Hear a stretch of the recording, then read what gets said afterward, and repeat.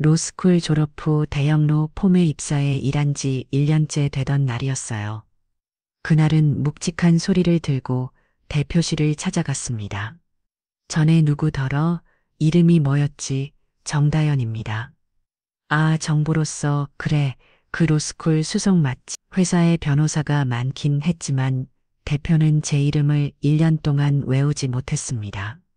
그래, 내 사무실에는 왜 찾아왔어? 제가 조사한 걸 보고 드리려고요. 일한 지 얼마 안 된 것 같은데 열정이 남다르고만. 이야, 이걸 다 혼자 준비했단 말이야? 소리봉투가 찢어졌구만. 꼭 설물 때 나를 보는 것 같네. 정다연 변호사. 자네 얼굴도 그렇고 열정을 보니 나를 꼭 닮은 것 같네. 그렇겠지요. 대표님. 당연히 자식이 아빠를 닮는 법이니까요. 저는 대표의 눈, 코, 입을 하나씩 아주 강렬하게 노력했습니다. 그게 무슨 소리지? 정보로서 자네 눈빛이 왜 그런가, 뭐 하는 건가, 나한테 보고할 저류 내나 봐. 보고 싶으세요?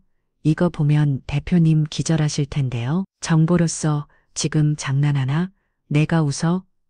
웃음 따기보다 가수롭고 치절하고 비겁하면서 개 같은 분이시죠. 대표님, 제 말에 동의하시죠?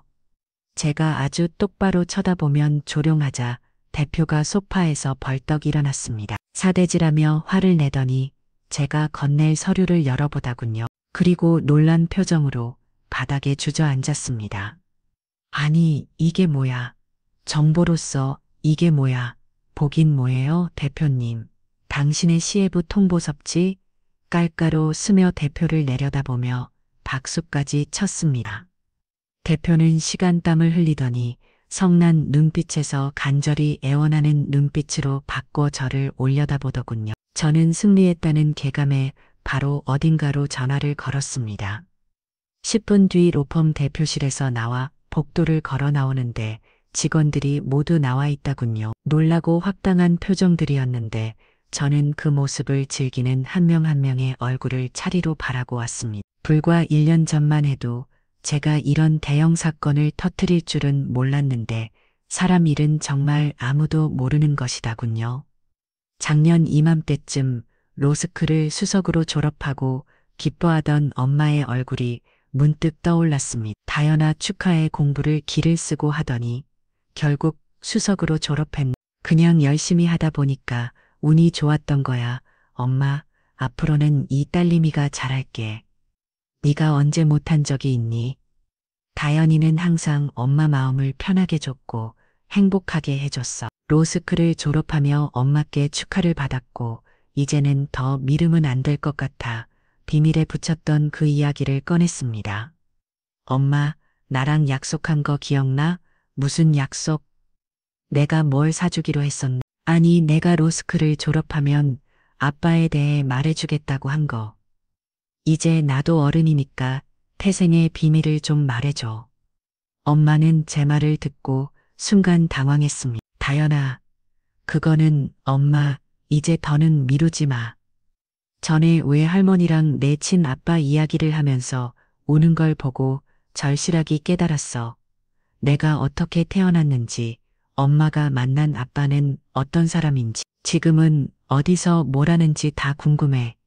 그러니까 말해줘. 어릴 때 아빠에 대해 모르면 엄마는 화를 내거나 말문을 닫아버리고 며칠 동안 아무 말도 하지 않으셨습니다.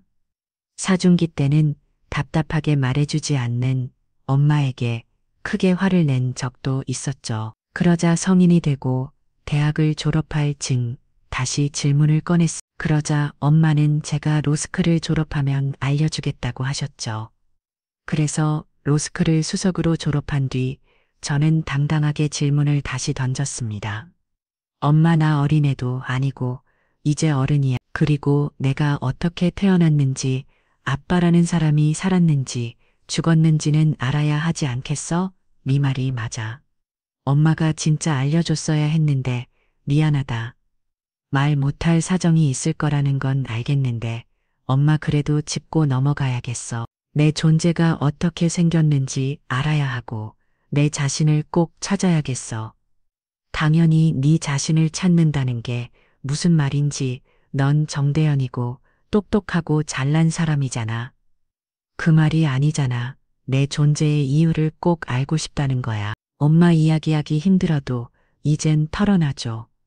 그래, 너무 넣게 이런 대화의 시간이 와서 미안하다. 그럼 털어놓을게. 네 아빠에 대해서 엄마는 그제야 과거 이야기를 힘겹게 꺼내셨습니다. 어디서부터 시작해야 할지 몰라. 잠시 망설이더니 아예 아빠라는 인물과 처음 만난 순간부터 들려주셨습니다. 나의 26살 때 공장에 취직했을 때야. 그때는 이중하다 주의한 근무를 교대하며 바쁜 나날을 보냈지. 몸은 힘들고 벌리는 돈은 얼마 되지도 않았어. 공장에서 일하신 건 외아할머니한테 들었어. 그때 엄마 몸무게가 39kg까지 빠지고 호흡계도 문제가 생겨서 병원에 다녔다고 말이야. 할머니가 그런 것도 말했니? 그래, 맞아. 일이 고돼서 육체적으로 정말 힘들었어. 그런데 그런 힘든 상황 속에서 사랑이 찾아왔지. 같이 일하던 공장 직원이었는데 일머리도 좋고 사람들이 싹싹하고 예의 바른 남자였어. 그 남자가 매일 엄마한테 바카스 한 병씩 주면서 관심을 표현했다. 엄마도 남자친구를 몇 번 사귀어 본 적은 있었지만 그렇게 해맑고 착한 남자는 처음이었어. 그래서 사귀기 시작했어. 남자가 먼저 고백한 거야. 별로 볼 것 없는 나였지만 진심으로 좋아한다고 고백해주더라. 나는 당연히 그 마음을 받아줬지. 사실 나도 그 남자를 좋아하고 있었던 것 같아. 아무튼 그 남자와 나는 바쁘고 힘든 와중에도 연애를 했어. 1년이 넘도록 변함없이 사랑하면서 말이야. 그런데 그 애인이 돌연 공장을 그만두겠다고 하는 거야. 왜? 엄마랑 헤어지려고? 아니, 공장을 그만두고 하고 싶은 일을 하겠다고 하더라. 뭘 하고 싶으냐고 물었더니 사법고시를 준비하겠다고 했지. 사법고시. 헐, 사실은 로스쿨이랑 비교도 안 되기 어렵고 힘든 길인데 그렇다고 하더라. 아무튼 그이가 사실 준비를 하게 되면서 엄마를 뒷바라지를 자청했어. 애인이 공부할 수 있도록 엄마가 야간금으로 고정해달라고 공장에 양해를 구했지. 그래서 낮에는 그이가 공부에만 전혀 말 수 있도록 물심양면으로 도와주고 밤에는 공장에 나가 일을 했어. 엄마 순애보가 들던 건데. 그래, 그 남자를 사랑했지. 그이가 날 사랑하는 거 이상으로 말이야. 어쨌든 나는 그이가 사법고시 합격할 때까지 기다리면서 보필할 마음이었어. 엄마는 잠시 말이 끊기더니 기쁘던 표정이 서서히 슬프고 아픈 표정으로 바뀌었습니다. 그이는 똑똑해서 그런지 3년 만에 사법고시 2차까지 패스했어. 면제는 뭐 인물 좋고 똑똑해 보이니 바로 합격했고 엄마 이거 아빠 이야기 맞지? 그래 맞아. 네 아빠는 사법고시를 패스하고 변호사가 됐어. 그리고 엄마는 그 시기에 너를 가졌지. 임신한 걸 조금 늦게 알았어. 엄마가 돈에서 알아차리는데 몇 달이 걸렸거든. 공장에서 일하면서 애인 뒷바라질까지 하느라 힘들었으니 임신 사실을 늦게 알 수도 있지. 그래 이해해줘서 고맙다. 다연, 아무튼 널 임신하게 되고 그에게 바로 사실을 알려서 그런데 그이가 날 바로 거부하더라. 아이를 낳질 말라는 건 물론이고 나랑 헤어지려고 했어. 아주 기가 막혔지. 뭐 물심양면으로 돌봐준 사람을 그렇게 버린다고? 사람은 환경에 따라 변한다고 하자니? 그 사람이 입장에서는 사자가 공순이랑 결혼하는 거였으니 내키지 않았던 거야. 말도 안 돼. 그래서 그놈이랑 헤어지고 혼자서 날 낳은 거야. 엄마, 억울하게 그냥 헤어진 거 아니지? 보상이라도 받았지?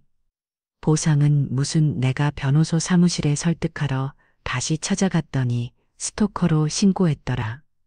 그의 직업이 변호사인 만큼 힘이 있어서 법을 아주 잘 이용해 엄마를 제대로 물먹였지. 접근 금지 명령에 누구의인지도 모르는데 돈을 요구한다고 고소까지 했어.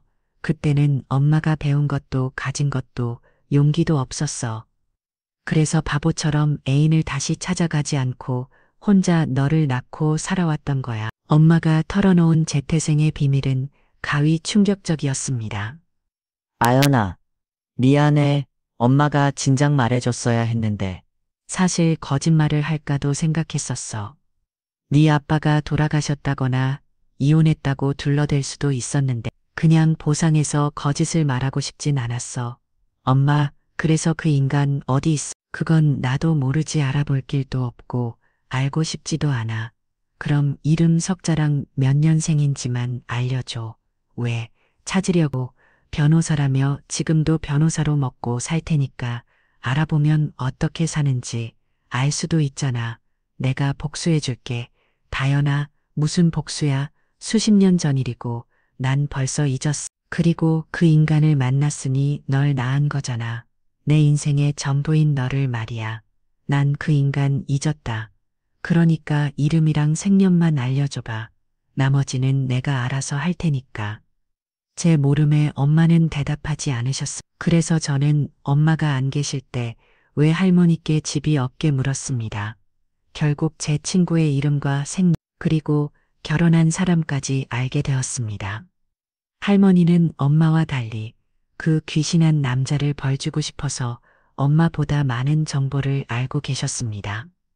내 딸을 버리고 간 놈을 내가 잊을 수가 있는 임신한 여자를 가차없이 버리고 얼마 뒤에 졸부집 사위로 들어갔어.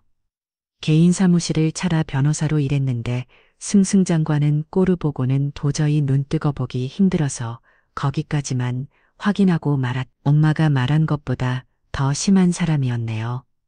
그런데 그때 왜 가만히 계셨어요? 가만히 있었다고? 아니, 할 만큼 다 해봤다. 그런데 그 시절에는 돈 없고 못 배운 사람이 어떻게 변호사를 이기겠냐. 다연아, 너는 변호사가 됐다고 어깨에 힘주고 약자들을 무시하는 사람이 되지 말거라. 약자의 편에 서는 사람이 되어야 내 할머니 알겠어요. 그리고 마음고생 많으셨어요. 제가 좋은 소식 속 시원한 사건으로 꼭 보답할게요.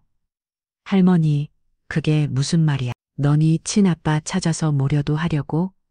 아니에요, 할머니. 저 그만 가볼게요. 이렇게 저는 친부에 대한 간단한 정보를 알아냈고 엄마와 외할머니가 받은 아픔을 몇 배로 돌려주기로 마음먹은 채 발걸음을 돌렸습니다. 저는 친부의 이름을 변호사 선배들에게 수소문했고 금방 알게 되었습니다. 지방에 있는 중형 로펌의 대표로 일하고 있다고요. 그리하여 저는 이력서를 준비해 그 로펌에 지원했고 우수한 성적과 수석 졸업이라는 타이틀 덕에 쉽게 입사할 수 있었습니다. 대표하는 사람은 당연히 저를 알아보지 못했고 일을 하면서도 제 이름을 외우지 못했죠. 엄마와 외할머니께는 조건 좋은 로펌이라서 지방으로 내려간다고 했답니다. 그리하여 1년 동안 수많은 사건을 맡아 바쁘게 일했고 마침내 복수의 결정타가 될 그 소리를 대표 손에 전해주었습니다. 대표에게 큰 소리를 치고 나와 복도를 걸어갔는데 직원들이 모두 나와 무슨 일이냐고 묻더군요. 저는 그저 싱긋웃으며 지나쳤습니다. 이윽고 소리봉투를 든 대표가 대표실에서 뛰쳐나와 제 뒤에서 고함을 질렀습니다. 야, 너 이거 뭐야? 도대체 무슨 일을 꾸민 거야? 저는 싱긋웃으며 뒤를 돌아봤습니다.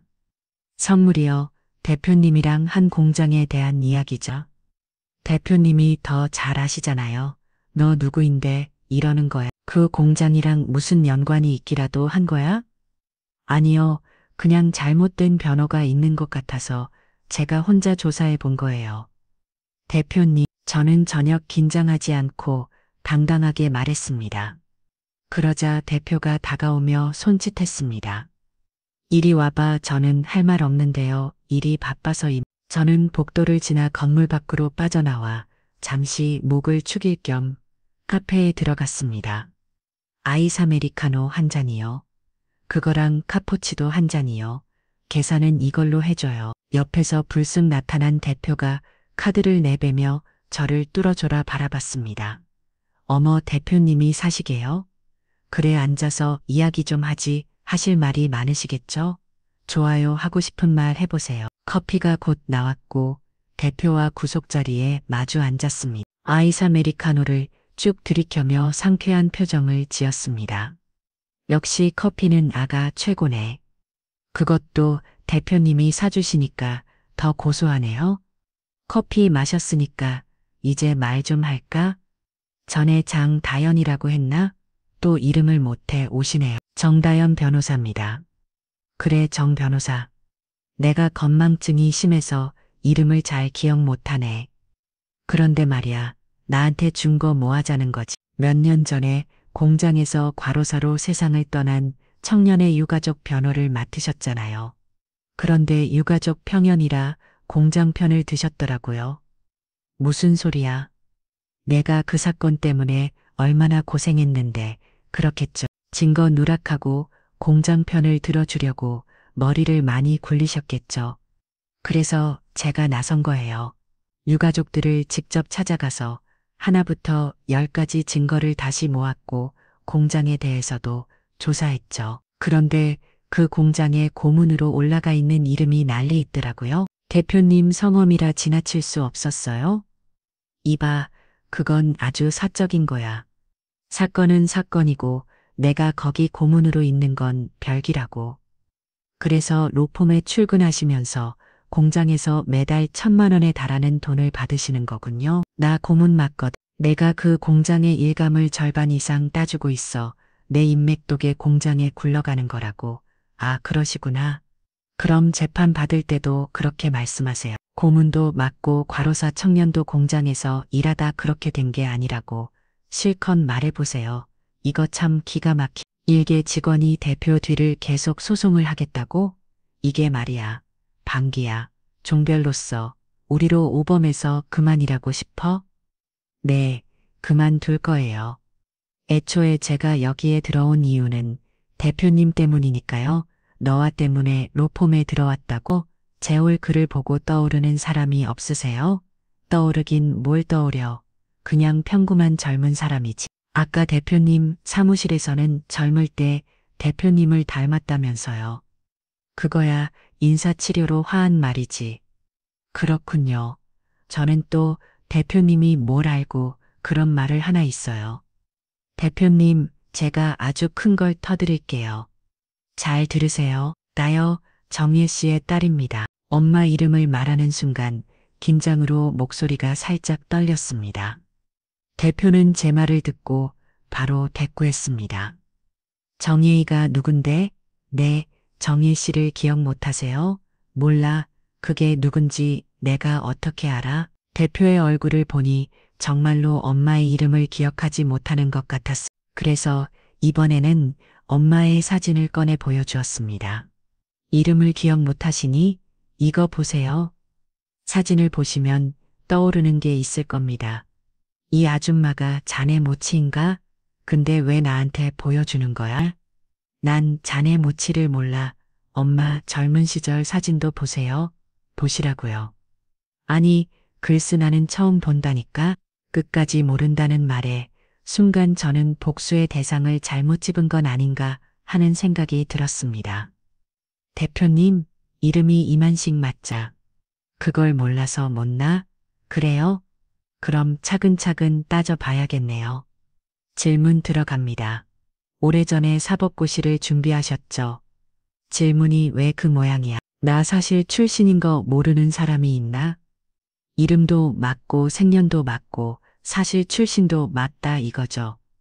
그럼 사실 준비하기 전에 공장에서 일한 적 있으시죠? 그러자 대표가 잠시 고민하더니 저를 쏘아보았습니다. 와, 맞아. 공장을 산 2년 정도 일을 쓸 거야. 그런데 정 변호사가 그걸 어떻게 알았어? 전에 내 뒤로 얼마나 켜고 다니길래 그런 것까지 하는 거야. 조용히 하고 내 질문부터 끝까지 들으세요. 공장 다니면서 사귄 여자 있죠? 뭐, 사귄 여자, 물심양면으로 사법고시 준비하는 걸 도와주는 애인을 버렸죠. 그 여자가 임신 중이었는데 알아서 해결하라고 하고 다른 졸부집에 장가갔죠. 그리고 그 여자와 그 여자의 엄마를 스토킹으로 신고해서 찾아오지 못하겠죠? 아니, 그런 건 어떻게 한 거야? 두고 보니 기억이 조금 나네. 그래, 나 공돌이로 일하다가 사시 공부 시작했어. 그리고 사귄던 여자가 임신한 걸 비밀어 내 발목을 잡으려 하더군. 내 애인지 아닌지 모르니까 확실하게 연을 끊었지. 그런데 정병호사 자네가 그런 걸 다 어떻게 한 거야? 그제야 저는 사람을 잘못 짚은 게 아니란 걸 확신했고 입술을 꽉 깊은 채 말을 뱉어냈습니다. 그때 대표님이 버린 여자의 아이 압법 없이 자란 그 아이가 바로 나입니다. 바로 나랬고요 뭐.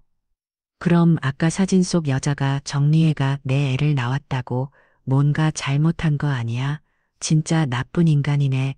똑똑히 들어. 우리 엄마는 당신 아이를 가졌던 여자이고 사법고시 준비할 때 3년간 고생하며 지원해준 사람이야. 당신만 바라보면서 아니 이게 다 무슨 개풀 뜯어먹는 상황이야. 정별로서 지금 소설 쓰나 나도 이게 소설이었으면 좋겠어. 열이 확 치밀어 오르자 눈에서 눈물이 뚝 떨어졌습니다. 당신 같은 인간에게 헌신한 우리 엄마가 너무 불쌍해.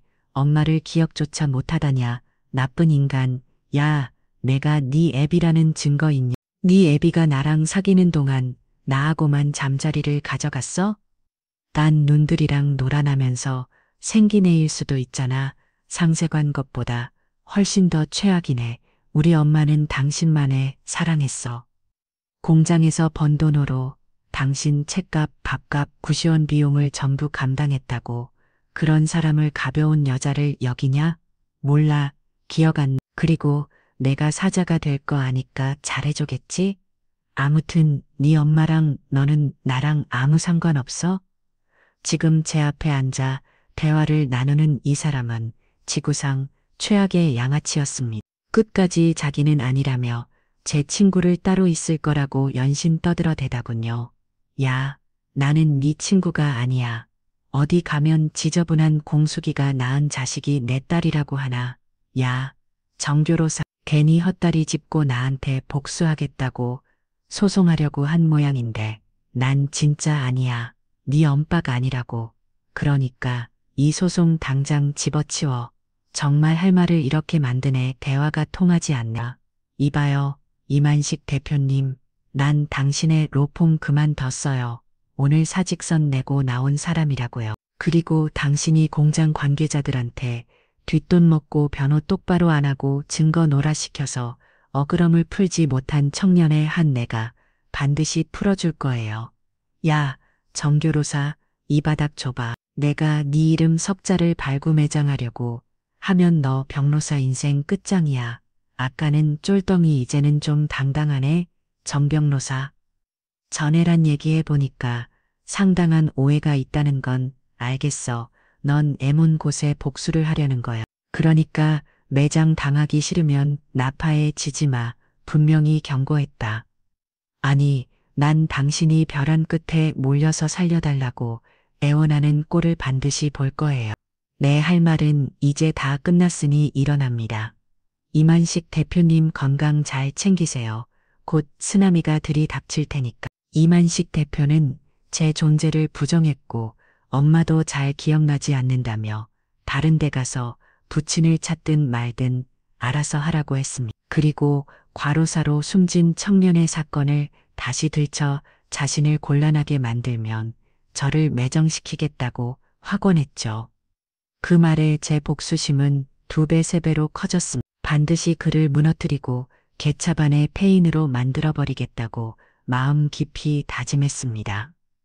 저는 곧바로 과로사로 숨진 청년의 유가족들과 함께 경찰서를 다녔고 형사 민사 고소 절차를 도왔습니다. 누락된 증거를 하나하나 찾아 첨부하자 형사들이 공장 사장과 대표를 불러 조사를 시작했고 큰 보상금을 물어달라는 민사소송도 진행했습니다. 형사들은 처음에는 대표를 참고인으로 조사했지만 새로운 증거가 나오자 재심 가능성을 언급했습니다. 공장 사장과 뒤에서 증거를 누락시킨 변호사 이만식을 피고 인석이 앉힐 수 있다고 말이죠. 그리고 한 달 뒤 외할머니와 엄마가 제가 지내는 지방으로 내려오셨습니다. 다연아, 요즘 만나는 남자는 없지. 일이 바빠서 너 로펌에 사진 손했다며? 그럼 일이 없는 거 아니야? 거기 나오면서 일 하나 맡았어. 이거 끝나면 엄마랑 외할머니한테 돌아갈 거야. 우리랑 살면 연애를 더더욱 못하는 거 아니니? 그냥 너 혼자 살지 말아보는 게 어때? 엄마 나랑 같이 살기 싫어? 누가 그렇지? 네가 불편할까봐, 집에 남자를 못 데려올까봐. 그러지. 엄마 같이 살아도 할 거 다 하면서 사니까 걱정 부드러매. 알았어, 알았어. 그럼 이번 사건 끝나면 올라오는 거지? 그래서 지금 맡은 거는 뭔데? 아직 비밀이야. 나 사건에 대해 말을 잘 안 하는 거 알잖아. 그래, 알았어. 잘하겠지. 무식한 내가 들어봤자 이해도 잘못하니까 말 안 해도 된다. 엄마가 조금 서운해하는 것 같아. 무슨 말이라도 꺼내려는데 갑자기 제 자출방 현관에서 꽝꽝 하는 소리가 터져 나왔습니다. 누군가 주먹으로 문을 두드린 겁니다. 종별로서 나 대표야. 문 좀 열어봐. 사람이 이렇게 유두리가 없어서 쓰겠나. 잠깐 이야기 좀 하지. 하필 엄마와 외할머니가 계실 때 로펌 대표가 찾아온 겁니다. 이걸 어쩌나 하고 눈치를 보는 사이 엄마가 벌써 현관 문 앞으로 가 문을 열려고 하더군요. 엄마 안 돼. 네 회사 대표하잖아. 토의사 있는데 왜 찾아온 건지 이유라도 들어야지. 괜히 나중에 큰 문제 안 생기려면 마무리를 잘해야 해. 엄마랑 할머니가 있으니까 무슨 말하는지 같이 들어보자. 엄마는 제일 대답을 듣지도 않고 현관문을 활짝 열었습니다. 그 순간 대표와 엄마의 시선이 마주쳤습니다. 설마 당신 정다연 변호사 모치? 그 옛날에 나랑 사귀었던 여자? 세상에, 다연이 회사 대표가 많이 식시였어? 재수 없지만 사실이야. 네 딸이 날 제대로 움묵이고 있다. 그러고 보니 네가 호수리를 집거리는 바람에 이 난리가 난 거늘? 야, 정의해. 네 딸한테 도대체 뭐라고 한 거야? 엄마가 이해하지 못하는 눈빛을 보이자 외할머니가 바로 일어나 말씀하셨습니다. 이게 다 뭐 일이냐? 다연아, 네가 친무에 대해 그렇게 묻더니 친보를 찾아서 같이 일해왔다 온 거야? 정다연, 이게 무슨 상황이야? 엄마한테 설명해봐. 그동안 엄마와 외할머니께 말하지 않았던 비밀이 드러나 버렸습니다. 엄마가 생각하는 그대로야. 내 친부가 누군지 알아냈고 같은 일을 하는 걸 알게 됐어. 그래서 복수하려고 저 사람 로펌에 들어간 거야. 복수? 네가 그런 걸 왜 하는데? 다연아, 엄마가 부족하지 않게 키워졌는데 무슨 불만이 있어서 복수를 한다는 거야. 엄마한테 항상 고마웠어. 나 때문에 고생 많았고 잘 키워주셔서 그래서 엄마가 받은 상처로 알고 나서 가만히 있을 수가 없었어. 그래서 네 친옆밥 회사에 들어간 거야. 저는 고개를 끄덕였고 잘못을 인정하고 싶지 않아 고개를 빽빽이 들었습니다. 대표는 어이가 없다는 듯 코숨을 쳤습니다. 아주 웃기는 소리 하네. 이봐, 정의의 제가 내 친딸이라는 증거 있어. 옛날에 나랑 사귀던 중에 임신했던 건 기억나긴 하는데 네가 딴 놈애를 가졌는지 아닌지 어떻게 알아? 뭐가 웃지? 지금 나를 의심하는 거야? 이 개마도 못한 놈아. 내가 당신 사법고시 합격할 때까지 물심양면으로 뒷바라자고 임신하자마자 버림당했네. 감히 그런 반말을 해? 그것도 내 딸 앞에서? 야, 즐거운 내 딸이면 날 고소하겠네. 네 딸이 나한테 무슨 짓을 한 줄 알아? 고소? 당신 같은 인간이 고소당하는 건 싼 일이지. 그런데 내 딸이 당신을 왜? 비켜봐, 정의의 당신 딸이랑 대화 좀 하게. 대표가 엄마를 밀치듯이 해 제 앞에서 더니 사태질하며 고래고리 소리를 찔렀습니다. 야, 정다연 당장 고소 취하해. 아직 검사한테 안 넘어간 고나도 알아. 합의 급히 눈 모든 공장 사장이 해준다니까. 취하하라고. 어찌가니 급하신가 봐요. 이게 어른을 놀려. 야, 난 이 애비가 아니라고 괜히 나한테 복수한다고 설치지 말고 줄미합의 보고 끝내. 안 그러면 내가 수당과 방법 관리장고 너 땅바닥에 처박아 버릴 거야. 네, 그렇게 해보세요. 지금이 쌍팔년도 아니고 누가 매장한다고 하면 매장이 됩니까? 겁주러 온 거잖아요. 안 통합니다. 그냥 나가세요. 뭐 이런 게 다 있어. 야, 정희, 이게 단어 때문이야. 왜 네가 싸지른 애한테 내가 엘비라고 주둥화리를 놀려? 이 쌍팔년도 늙은 마녀야. 이 배똥이라도 들었나? 하는 말이 죄다 저질 그 자체네. 이봐요. 이만식 씨, 나 당신 딸 아니에요. 그런데 당신이 한 짓, 그리고 지금 우리 엄마는 하는 꼴을 보니 고수 취하는 절대로 못하겠네. 감히 우리 엄마는 그런 사람으로 취급해. 이 지옥동 같아서 귀어다니는 망나니야. 아이고, 장 변호사, 입이 아주 걸그라구만. 말하는 꼬라지를 보니 내 딸이 더더욱 아닌 것 같네. 그래, 고수 취하하지 마. 오늘은 과거 부하 직원 봐주는 셈치고 찾아온 거야. 야, 장별로 나중에 가서 두 손 빌고 난리 치지 마라. 내가 이 바닥에 다시는 발 못 들이게 할 테니까 아음대로 하세요.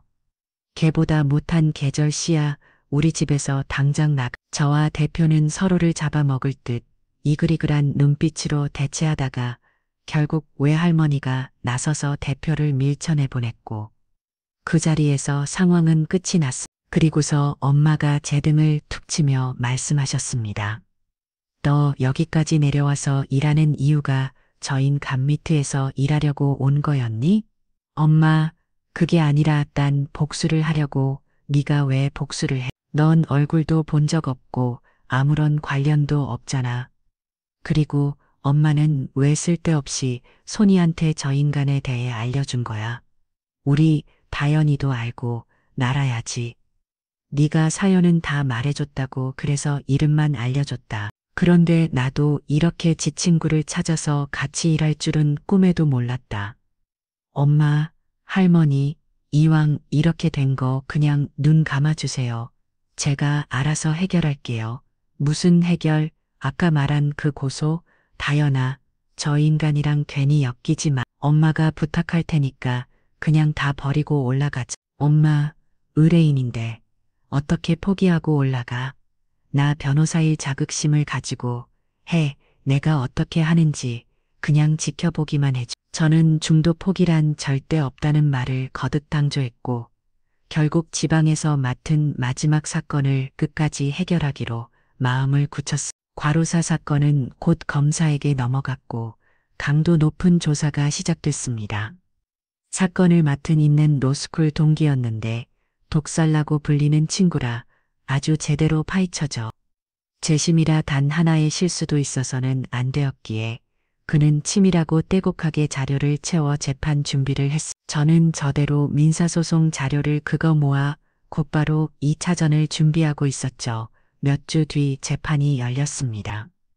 그러나 대표가 원하는 대로 흘러가지 않았고 진실이자 하늘의 뜻대로 공장 사장의 업무상 과실치사가 인정되어 판결이 났습니다.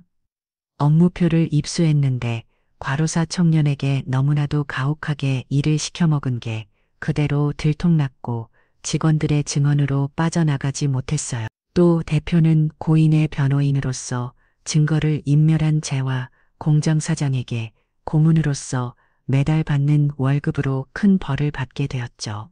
공장 사장은 징역을 살게 되면서 공장을 접었고 대표는 걸게 벌금 영웅을 선고받았습니다. 그리고 2차전인 민사소송에서 공장 사장에게 수억 건의 보상금을 받아내고 대표에게서도 피해 보상금을 받아냈습니다. 제가 할 수 있는 건 거기까지.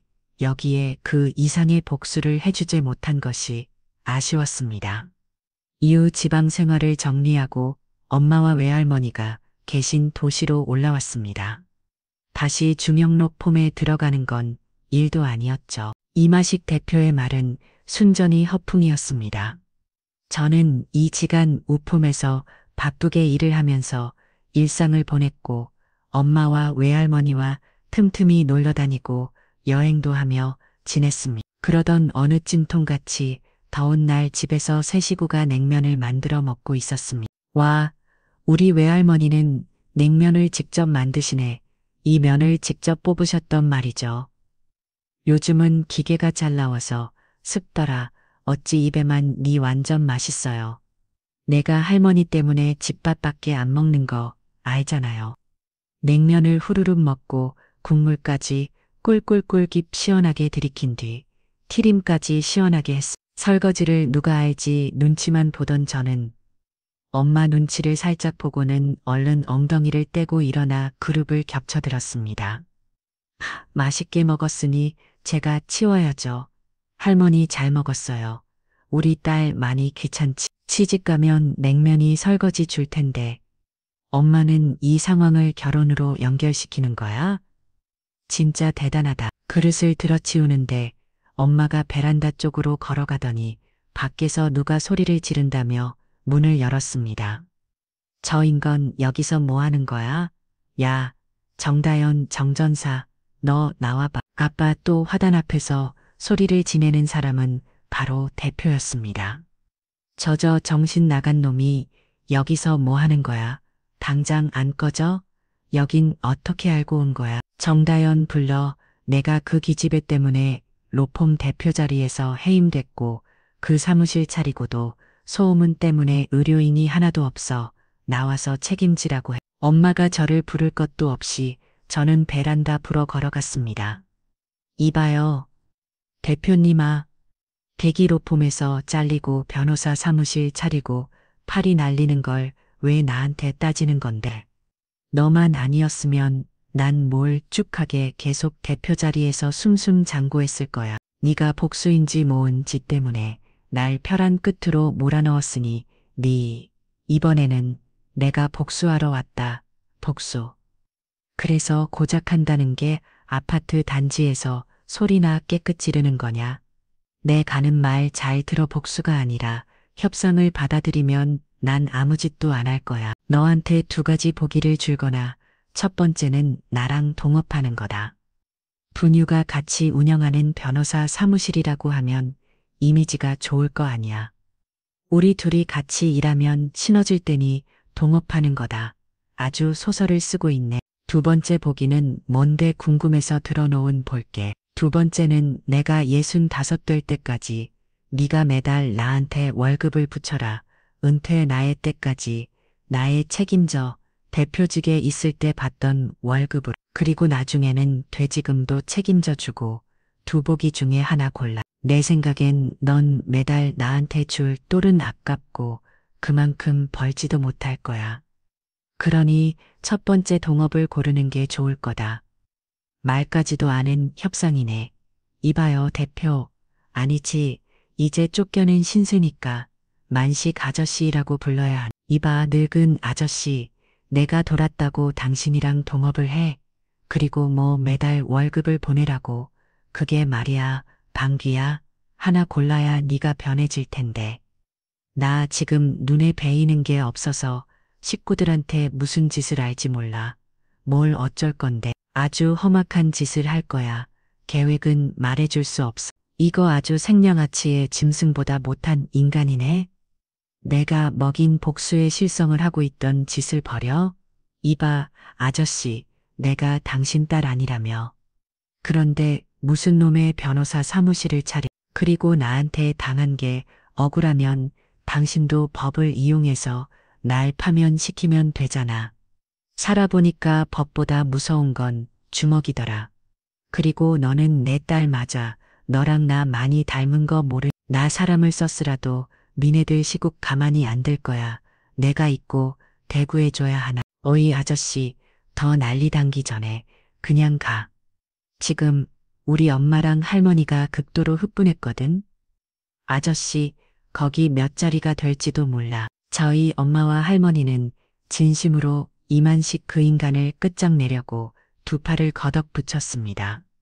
저는 잠시 기다리라고 손짓하며 계속해서 대화를 이어갔습니다. 이만식 씨, 마지막 기회예요. 세 번째 말하는 거니까 잘 들어요. 지금 사라지지 않으면 진짜 큰일 납니다. 나 이제 인생 종치게 생겼는데 내가 겁날 게 있을 것 같으냐? 화나도 안 무섭거든. 내가 왜 이 사람이랑 말을 섞어 있는 거지? 엄마, 나 내려갈 때 올게요. 나가서 억지로라도 돌려보내고 올게요. 그러자 엄마가 베란다 구석했던 호수를 풀어헤치더니 저를 옆으로 밀쳤. 비켜라. 저는 엄마한테 물벼락이라도 퍼줘야겠다.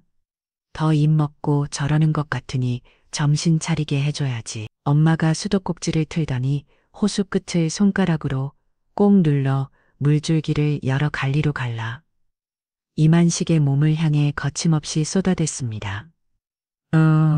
뭐 하는 거야? 진짜 하는 짓이 무식하네. 더위 처먹은 것 같아서 정신 좀 차리라고. 이 자식아, 감히 내 딸 겁주려고 와? 너 이 더위에 물귀신 만나게 해줄까? 순식간에 그 양복은 무겁게 젖어 축 늘어졌고 머리카락 끝에서 물방울이 뚝뚝 떨어졌습니다. 발밑의 아스팔트는 금세 번들거리면 무릉덩이가 생겼지만 그는 그 와중에도 이리저리 몸을 피하며 그만하고 협상하자고 목청을 높였습니다. 그러나 그 순간 다른 쪽에서 또 한 줄기의 시원한 물줄기가 날아들었습니다. 외할머니가 다른 수도꼭지의 호수를 연결해 엄마처럼 시원하게 물벼락을 내리친 것이었습니다.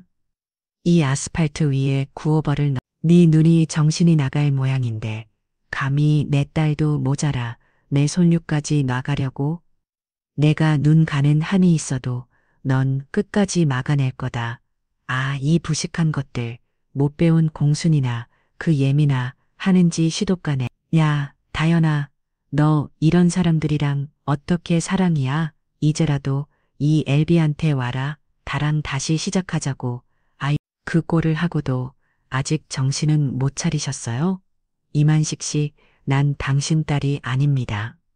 그리고 아저씨 마누라도 있고 아들내미도 있잖아요. 내가 망하고 마누라가 이혼 소송을 걸어 개털이 됐다. 그리고 그 아들은 내 아들이 아니다. 의붓 아들이야. 마누라 전 남편의 아들이지. 그 자식 키워주는 은혜를 모르고 나랑 연을 끊었어. 자식놈은 키워봐야 아무 소용이 없다니까. 딸아, 이제 내 사정을 다 말했으니 이 엘비가 부탁한다. 나와 같이 가자. 그 무식한 애매한 베리고 멋지게 동업을 해보자고. 엄마, 할머니, 더 잘 조준해서 물 좀 제대로 먹여주세요. 진짜 더위를 먹은 모양이네요. 저는 베란다의 차가운 난간에 팔꿈치를 걸친 채 그가 물별약을 맞고 허둥대는 꼴을 한참 동안 지켜봤습니다. 그럼에도 그는 물을 털어내며 떠날 생각은 전혀 하지 않았고 이리 저를 피하면서도 동업하자 나랑 살자. 아빠가 그 무식한 가족들에게서 구해줄게. 같은 말도 안 되는 소리를 끝없이 떠들어댔습니다. 즐기고도 즐긴 이만식은 물별약을 맞으면서도 제가 무슨 결정을 내릴지 기다리듯 제 눈치를 보고 있었습니다. 그러던 찰나 제가 부른 누군가가 오토바이를 타고 쌩소리를 내며 아파트 단지로 들어왔습니다. 헬멧을 벗은 그는 곧장 베란다를 향해 허리를 90도로 숙이며 인사를 했습니다. 어머님, 할머님, 처음 뵙겠습니다, 어머님. 어머님이라니 저 자식도 한패인 가보네. 엄마, 조준, 발사, 엄마, 안 돼. 내 남친이야. 남친, 내가 불렀어. 하지만 이미 시원한 물벼 박이 남자친구의 어깨와 머리 위로 폭포처럼 쏟아졌습니다. 남친, 너 남친 없다. 엄마가 하도 결혼하라고 보처니까 남친 생겼다고 하면 시집 보내려고 난리 칠 거 아니야. 그래서 나중에 말하려고 했지. 그런데 초대사로 하려고 했는데 꼴이 이게 뭐야? 자기야, 미안. 그러자 남자친구가 머리에서 물방울을 털어내며 환하게 웃었습니다. 아니야, 시원하네. 날도 더웠는데 아주 좋다. 문자분인지 10분 만에 왔네. 일하다 온 거지. 잠복금 무중에 후배랑 교대하고 왔어. 어머님, 할머니님, 저는 강력히 형사입니다. 이름은 김인수라고 하고요. 인사가 늦어서 죄송합니다. 이상치 못한 자기소개. 저는 웃음을 터뜨렸고 엄마와 할머니는 황급히 수도꼭지를 잠그고 베란다 난간에 기대어 인사를 받아주셨습니다. 우리 소녀의 인이라 멀리서 봐도 인물이 원칠하네. 또 강력히 형사라니까 믿음직스럽구만. 자네 형사야. 내 어머님, 자네 든든한 신랑감 맞나? 우리 딸을 보호해줄 만큼 트실한가? 그럼요, 어머니. 저 유도 사단에 킥복싱, 무이 타입까지 못하는 게 없습니다. 남는 건 힘밖에 없습니다. 어머님, 잘됐네. 거기 옆에 물먹은 하나 보이지? 그 영감이 우리 가족을 해치려고 별의별 허수리를 다 안으로 놓고 있어. 자네가 해결 좀 해봐. 네, 어머니. 안 그래도 그건 제가 처리하려고 달려왔습니다.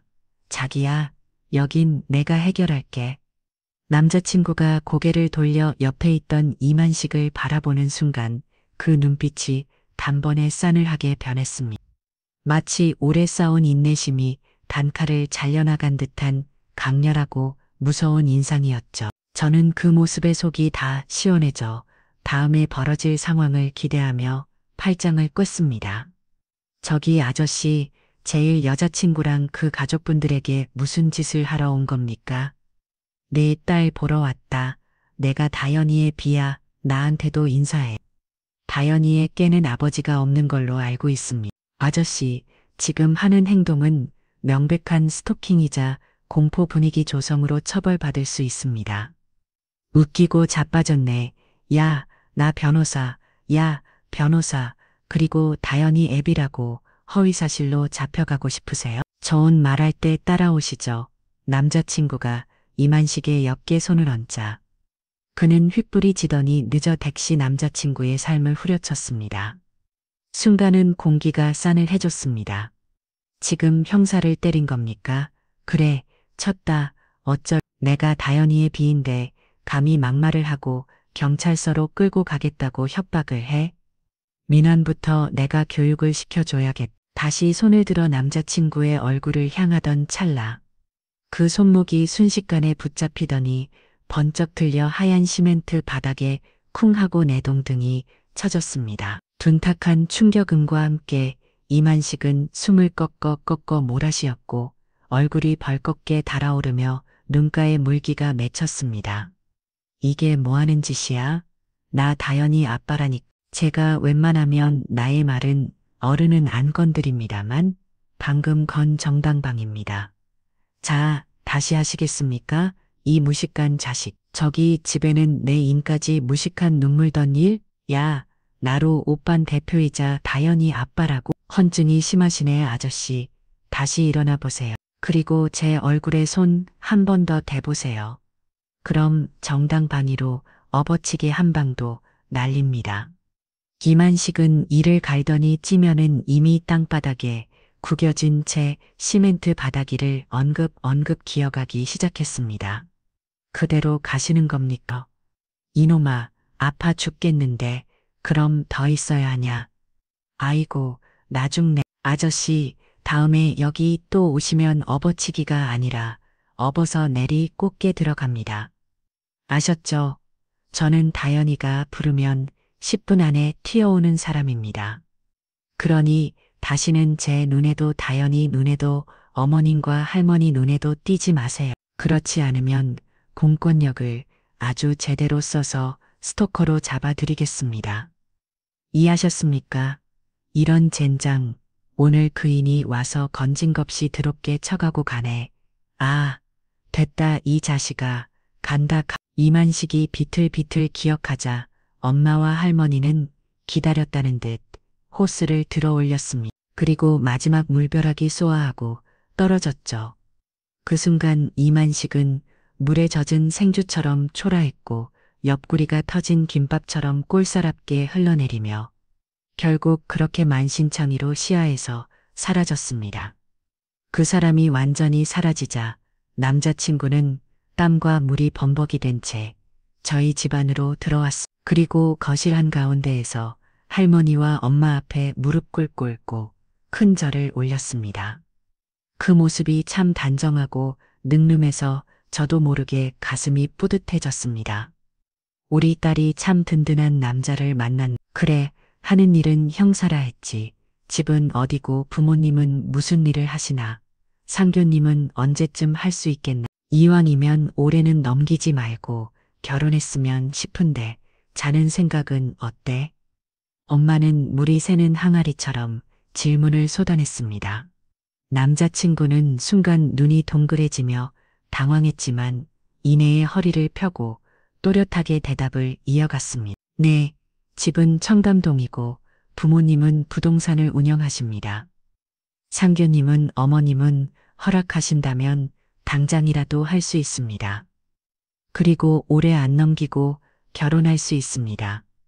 어머님, 그 말에 제가 얼른 끼어들었습니다. 무슨 결혼이야. 우리 사귄 지 겨우 넉 달 됐다고. 엄마도 그만 좀 하시고 민수 씨도 괜히 받아줄 필요 없어. 그리고 옷 젖었으니까 벗어서 줘. 건조기 돌려줄게. 넌 진심인데 자겨? 사귐기건이 뭐가 중요해. 우리 둘이 잘 맞고 서로 좋으면 그만이지. 쓸데없는 소리 그만하고 어서 방에 가서 내 추리닝으로 갈아입어. 말은 그렇게 했지만 사실 남자친구가 아무렇지 않게 결혼 얘기를 꺼내는 것이 은근히 기분 좋게 느껴졌습니다. 가슴 안쪽이 따뜻해지는 기분이랄까요? 아무튼 그날 이후 이만 6시가 찾아와 허튼 소리를 늘어놓는 일은 2번 다시 없었습니다. 엄마를 아픔 속에 몰아놨던 그 사람에게 복수심 하나로 무작정 지방으로 내려가 친부가 운영하는 로펌에 들어가 일을 시작했습니다. 그리고 오랜 기회를 누리다가 단 한 방으로 그를 무너뜨렸습니다. 후회는커녕 제 인생 최고의 통쾌한 한 수였죠. 엄마와 외할머니도 지금까지도 속이 다 풀린다며 잘했다, 아주 잘했다고 칭찬을 아끼지 않으십니다. 이제 곧 가을이 오는데 어쩌면 급하게 결혼식을 올리게 될지도 모르겠습니다. 양가 부모님 모두가 허락 이상으로 응원하고 계시고 저희 커플을 아주 흐뭇하게 바라봐 주시거든요. 이렇게 솔로 탈출을 하게 되다니 계획이 없던 일인데 이 사철이로 진행되어네요.